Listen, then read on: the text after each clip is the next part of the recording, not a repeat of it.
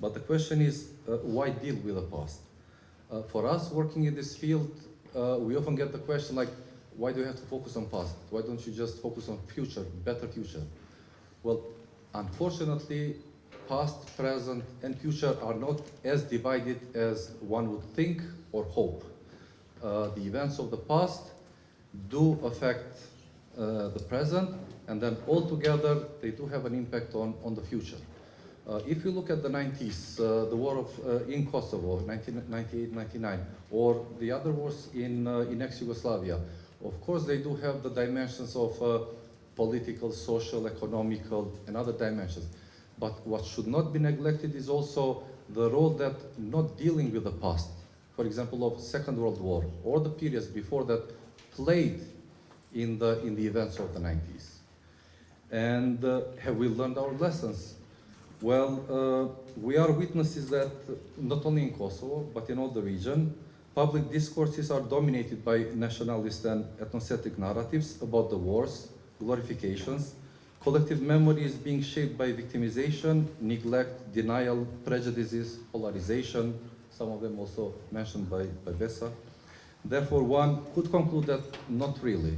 We have not learned the lessons, and scholars would even argue that these patterns do not contribute to better future being established. The last 25 years, Kosovo went through different post-conflict processes, phases, and important political processes. However, what needs to be highlighted is that besides the political level processes, also the social level is very important and crucial. And one could say that the dialogue between these two levels was not existing, or it was not in a very satisfactory level. An example mentioned also earlier. It's truly a pleasure to be with you today.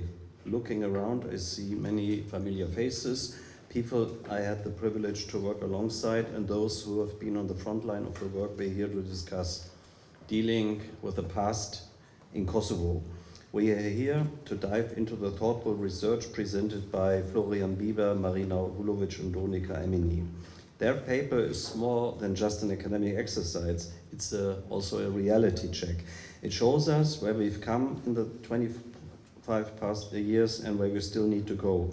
And what better way to reflect on this by also celebrate Forum CFD's valuable work during these years. Dealing with the past, as we all know, is not a process with a finish line, it's a journey. Or one that sometimes feels long and challenging, but absolutely necessary.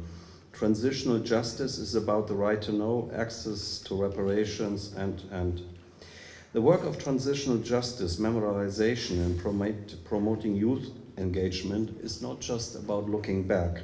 It's about building the foundation for a shared future. And I think dealing with the past is also not allowing people in inclusive ways, not allowing people using wrong narratives and using as a weapon, as we can often see. The Kosovo government adopted a transitional justice strategy recently. That is very commendable. But we remain concerned that the principle of an inclusive and victim-centered approach has not been fully reflected throughout that strategy. We share the criticism of EU and civil society that the strategy mainly focuses on victims of the majority community. As the paper reminds us, there's still a lot of work to be done.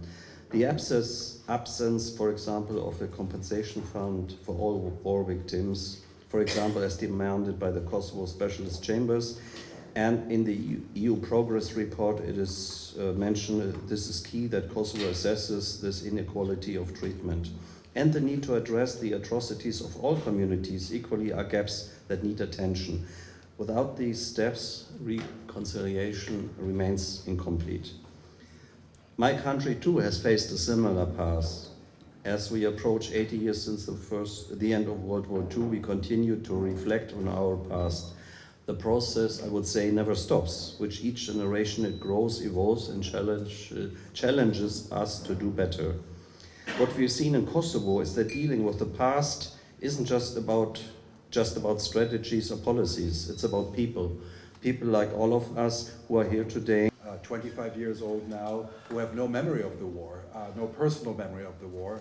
So it's a good time to kind of look back. I mean, I was also thinking in the discussions, the ambassador was reflecting on the history of Germany, where this 25 years after the Second World War in Germany, we are talking about the 1960s, the late 1960s, when critical debates began in Germany really about what happened during the war.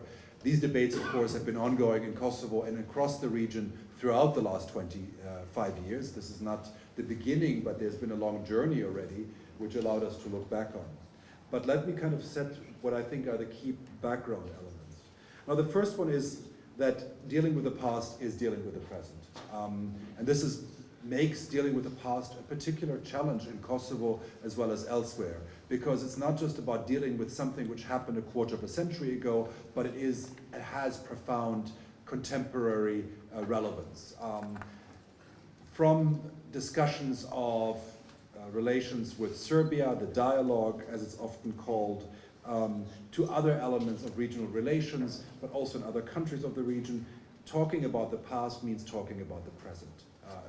Relations, whether it's inter-ethnic relations, whether it is political claims. So it is not just about a past-oriented process, but one which is very much dominated by the present. And that makes actually this dialogue harder, because it's not just about memory, it's not just about acknowledging responsibilities or hearing the voices of victims, but it's also about claim making on the present. And that, in fact, makes this process more difficult, and we'll talk more about the dialogue in particular and how this whole process of dealing with the past and the dialogue is a very complicated and challenging relationship.